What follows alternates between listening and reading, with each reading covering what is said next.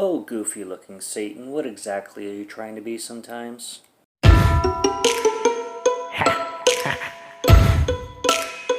we go!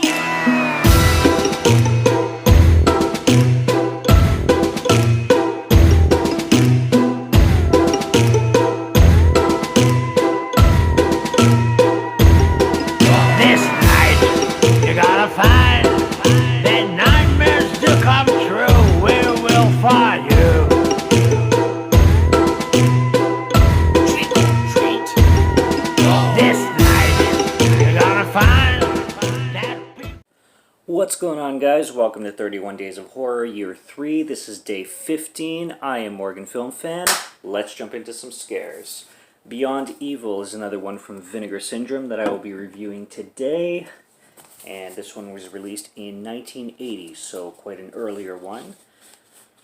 And directed by Herb Fried. Now, I was not overly overly pleased with this film to start right off the bat with. It was okay, I guess. I'm not going to completely tear it apart because it was not absolutely horrible, but it was just, to be honest, it was actually kind of a bore for the majority of it. Alternate cover art right there. Yeah, I don't know. It was really slow. It was a 95-minute film, but felt like it was like 125 minutes. And I don't know. I just it's your it's got your like possession elements. It's got a lot of like satanic possessions and satanic curses and haunted, like a real haunted vibe basically. The effects are god awful, like terrible effects. Like I'm talking like that exactly. Like that's what you see. We're talking lasers. We're talking like there's like green tints throughout the film in certain parts of it, like green filters kind of thing. And I'm talking like fluorescent green filters where it'll just illuminate the person on screen or the background or whatever it's doing. I guess that's the style of what the filmmaker was going for, or the cinematographer was going for at the time. But anyways, I'm skipping the whole synopsis already. Synopsis-wise, you have this guy named Larry, and he has a wife named Barbara, and they travel to a Filipino island invited by Larry's business partner named Dell, and they're basically building an apartment condominium there. And Dell offers them like an apartment to stay in. Well, once they get there, Dell, as a joke or as kind of like to kind of play them along kind of thing, says, "Oh, the apartment's not ready. The apartment's not ready." Well, meanwhile, he has like a bigger surprise in store for them, and his surprise is this basically almost castle, where he's gonna give them this castle to live in, to own basically for a ridiculously cheap price. And the only thing that he doesn't tell him is that this castle is supposedly haunted by this woman, this deceased woman now, named Alma, which means soul, by the way. Alma, what the heck is this woman's name? Alma Martin.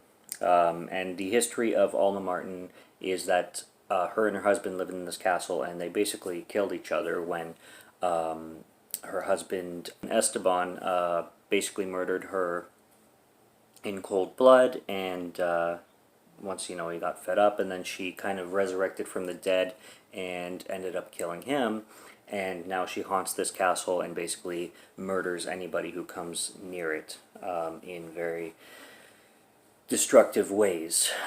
So like this castle has a kind of an omen about it that this Alma woman basically kills anybody who comes into it or comes even close to it. So weird things start happening to Barbara, and she ends up at one point getting a cut on her thumb, and then the gash turns into a letter A, like representing Alma, obviously, and since then she starts getting possessed. There's a scene where she's hanging out with Dell, and she tells Dell like, "No, I'm," because Dell's completely hitting on her, and she's like, "No, I'm totally in love with Larry." And literally 2 minutes later, because of her possession by Alma, they start making out, and she starts making the moves on him. Uh, it's a ridiculous plot. But the thing about the film that I really didn't like is just how slow it was. It's not the idea that it's not the stupidity of the film or the campiness of the film, because I usually like that, but I just wish it was way more entertaining than it was. It's supposed to be taking the lure of like classic Italian like Gothic cinema, and it had it, but it just didn't nail it. And they wanted to throw in like early '80s cheese in there as well, like you know, campy, cheesy stuff from the early '80s, early American cinema of horror, like early American horror cinema, and but they really wanted to give it that like classic Italian Gothic haunted house story vibe, and they kind of had it, but just didn't nail it, like I said. So I don't know. I would pass on this one.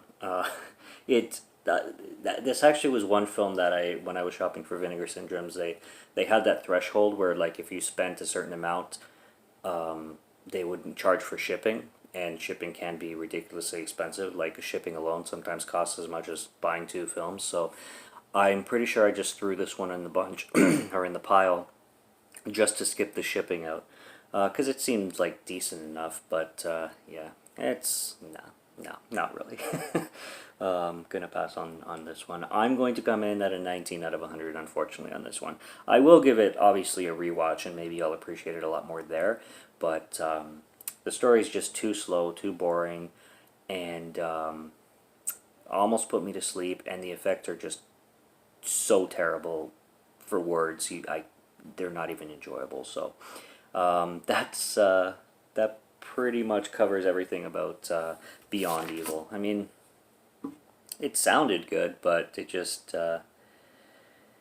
it didn't really fill the void, you could say. So 19 out of 100 for that one.